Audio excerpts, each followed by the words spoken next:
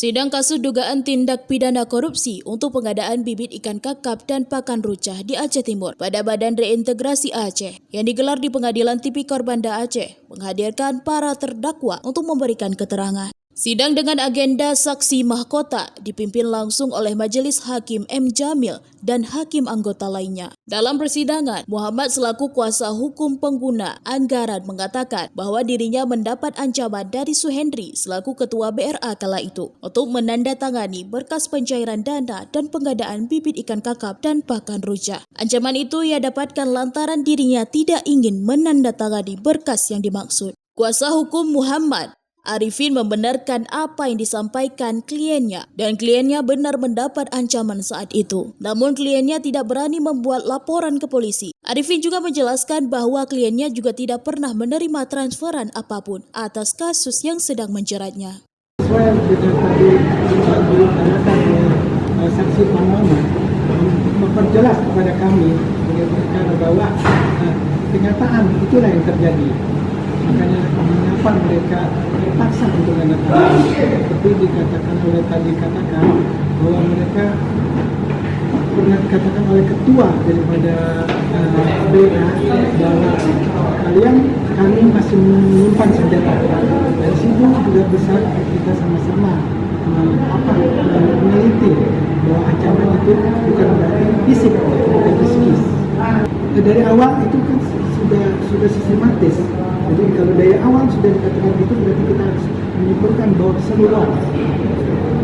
Artinya ada ancaman ya Pak ya? Jelas itu dari awal sidang ini kami sudah mengetahui bahwa ini ada ancaman. Walaupun bukan secara nyata, tapi psikis itu sangat membahayakan. Pak Muhammad tidak pernah menerima transfer. Dalam bentuk apapun Pak ya? Dalam bentuk apapun. Dalam sidang yang menghadirkan 6 terdakwa itu, terdakwa Zamzami disebut-sebut sebagai pemegang pengerjaan proyek pengadaan bibit ikan kakap dan pakan rucah di Aceh Timur yang diperuntukkan bagi korban konflik. Sesuai fakta persidangan, Muhammad Herza, kuasa hukum Zamzami selaku peminjam perusahaan mengatakan bahwa setelah pencairan, uang yang berjumlah 16 miliar itu dikuasai oleh terdakwa Suhendri selaku ketua BRA saat itu. Herza menjelaskan bahwa kliennya tidak bermaksud untuk tidak mengerjakan proyek tersebut, namun karena uangnya telah cair dan pengerjaan proyek baru akan dikerjakan pada tahun 2024, maka kliennya Zamzami menitipkan uang tersebut kepada terdakwa Suhendri. Keterangannya dari awal sudah jelas semuanya. Kalau misalnya pekerjaan ini memang milik klien kami, memang milik Zamzami, tapi bukan pekerjaan yang tidak ingin dikerjakan dari awal. Pekerjaan ini memang ingin dikerjakan dari awal. Tapi uangnya itu hilang pada saat pengambilan di Jasko yang dikuasai oleh saudara Suhendri ya, selaku ketua BRA. Jadi karena itu klien kami tidak bisa melanjutkan pekerjaan ini karena uangnya ketahan di saudara Suhendri. Alasannya kenapa ditahan ya pekerjaan ini karena pekerjaan ini belum dilakukan, jadi uangnya dipegang dulu sama BRA. Okay. Setelah tahun baru itu kan kejadian 2023, 2023. Setelah tahun baru 2024, pekerjaan ini baru dilaksanakan lagi. Kenapa uangnya ditahan? Karena kan uangnya udah pencairan, tapi pekerjaan belum dikerjain. Nah, jadi ditahan dulu nih sama Suhendri. Jadi make sense sebenarnya. Kenapa uangnya ditahan? Karena takut nih uang ini habis sama si Zamzami. Tahu-taunya uang ini habis di Suhendri gitu. Jadi penguasaannya putus, stop di Suhendri penguasaannya itu. Keterangan di persidangan jelas semua. Kalau klien kami menerima uang itu utang piutang yang dari tahun lalu. Ada banyak pekerjaan yang diterima klien kami. Jadi dipakai dulu uang yang dari uang pribadi klien kami dan uang itu diambil kembali ketika pencairan uang tersebut. Gitu. Jadi begitu. Jadi uang itu sudah dijelaskan. Juga terbuka dalam persidangan itu tukar guling sebenarnya. Ditarik sebagian itu bayar utang. Jadi uangnya semua memang dalam penguasaan Suhendri. Gitu. Klien kami nggak ambil sampai UKM 3 miliar itu pun utang piutang yang lama. Itu ada bukti transfernya semua. Ada semua, nanti kita akan sertakan semua di pledoi. Sementara itu, Hermanto, kuasa hukum Suhendri mengatakan bahwa semua yang disampaikan saksi dalam persidangan kliennya merasa keberatan.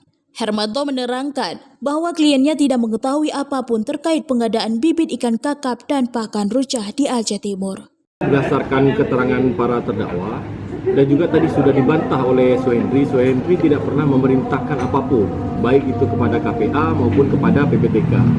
Jadi memang terdakwa Suhendri tidak mengetahui terkait kegiatan tersebut. Jadi memang hubungan antara sekretariat BRA dengan ketua BRA itu kan memang bisa kita bilang tidak harmonis, seperti disampaikan tadi oleh terdakwa Suhendri. Jadi apapun laporan yang kegiatan dijalankan oleh sekretariat tersebut tidak ada pernah dilaporkan kepada terdakwa Suhendri. Jadi makanya kejadian seperti ini terdakwa Suhendri tidak mendapatkan laporan. Jadi itu juga berdasarkan fakta di persidangan tadi, berdasarkan keterangan terdakwa Zulfikar, pekerjaan tersebut dikerjakan oleh terdakwa Zamzami. Jadi perusahaan yang digunakan juga perusahaan punya anak buah dia semua, kantornya aja sama di kantor si terdakwa Zamzami semua. Itu kan dituduhkan terdakwa Suhendri itu membawa uang keluar dari Jasko sebesar 13 miliar rupiah. Jadi kami sudah menghadirkan saksi yang meringankan di persidangan sebelumnya, saksi Adecat, yaitu ada saksi Jamal dan saksi Sahrul yang mengungkapkan bahwa benar pada tanggal 29 Desember 2023 tersebut terdakwa Suhendri itu dijemput dari Jasko menggunakan sepeda motor, dibawa ke BRA oleh saksi Jamal. Dan saat di BRA juga terdakwa Suhendri bertemu dengan Pak Muhammad selaku KPA dan Pak Mahdi selaku PPTK. Jadi uang tersebut tidak benar yang disebutkan oleh saksi bahwa uang tersebut dibawa oleh terdakwa Suhendri. Sudah terbantahkan juga tadi. Terdakwa Suhendri tidak ada membawa keluar uang tersebut dari Jasko. Itu dia. Dari Kota Banda Aceh, Lala Nurmala melaporkan untuk Puja TV.